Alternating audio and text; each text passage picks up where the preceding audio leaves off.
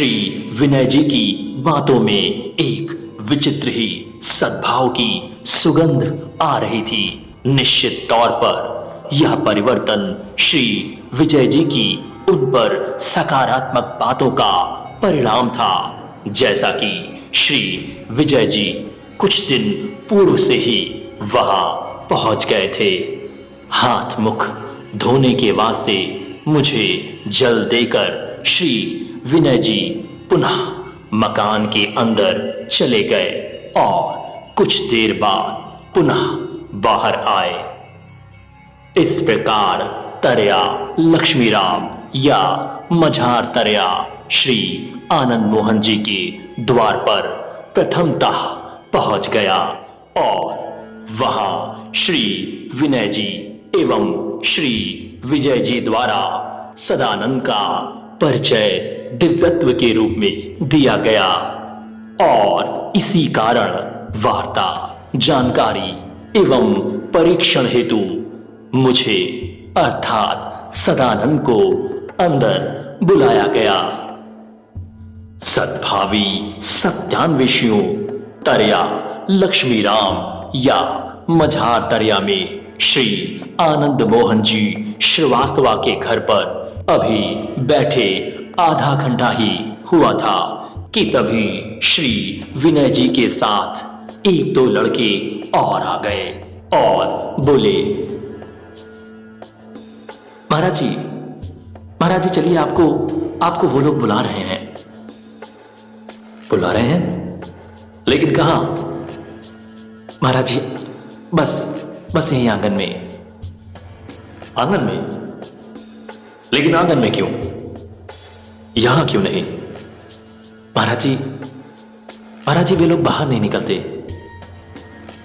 उनके इस आग्रह को स्वीकार करते हुए मैं अर्थात सदानंद अंदर आंगन में जाने को तैयार हो गया। वहां पहुंचने पर मैंने देखा कि आंगन में एक चौकी है जिस पर दरी और चादर दोनों ही बिछे हुए हैं। वहां उपस्थित लोगों को विराजमान अर्थात बैठ जाने का संकेत मिला। तत्पश्चात श्री विजय जी, श्री विनय जी आदि के साथ वहां चौकी पर सदानंद भी बैठ गया। सभी लोग मुझे आश्चर्य से देखने लगे और मन ही मन सोचने लगे, वाह कितनी कांति है, कितना ओज है, कितना तेज है, सूर्य के समान तेज। इस नवयुवक के चेहरे पर हर जरा वेशभूषा तो देखो, कितनी सुव्यवस्थित, सचमुच अवर्णीय अनुशासन। आहा, अद्भुत, आकर्षक एवं बड़ा ही मनोहरी है ये नवयुवक। जितनी भी प्रशंसा की जाए उतना ही कम है। एक तरफ नवीन नूतन पोशाक में मेरी उपस्थिति, दूसरी ओर श्री विनय जी की वो बातें जिसमें उन्होंने मेरी दिव्यता की महिमा का विशेष गुणगान किया था और जिसका स्वयं श्री विनय जी ने भी दिल खोलकर समर्थन किया था। इसके अलावा श्री मनोज जी की अम्मा द्वारा सुबह की बेला में देखा गया वो स्वप्न जिसे प्रातः उठते ही अन्य लोगों को बता दिया गया था, ये सब कुछ लोगों को ये सोचने पर विवश कर रहा था, ये अवश्य कोई दिव्य पुरुष है, कोई अलौकिक दिव्य पुरुष। ये विचार लोगों के जहन में आ ही रहा था कि तभी, हाँ भैया, तो कुछ बतलाया जाए। बतलाया जाए? क्या बतलाया जाए? अब आप ही जाने क्या बतलाया जाए। और क्या ना बतलाया जाए। आप ही जाने कि क्या हुआ है हमको। क्षमा करें, किंतु यदि कोई प्रश्न है, कोई विषय है, कोई बात है, तो उसे पूछा जाए, उठाया जाए। अब आप ही देख लीजिए ना कि क्या हुआ है हमको और क्या है हमारे मन में।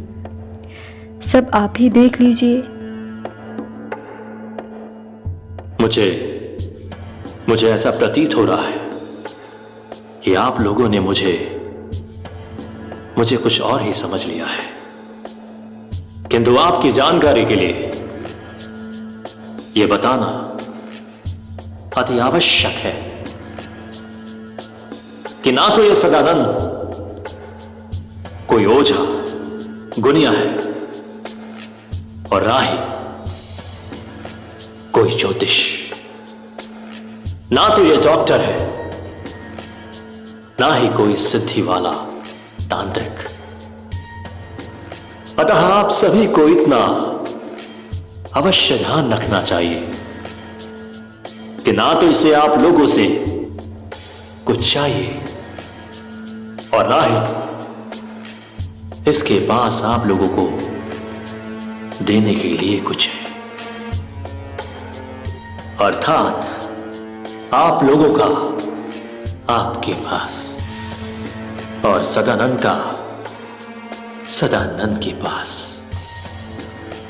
ये सदानंद तो सिवाय एक धर्म प्रचारक के कुछ भी नहीं है। इस सदानंद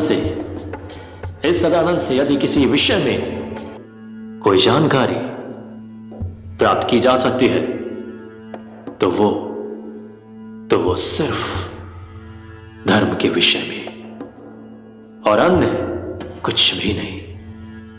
देखिए, अब ये छिपने छिपाने का खेल और ना खेलिए।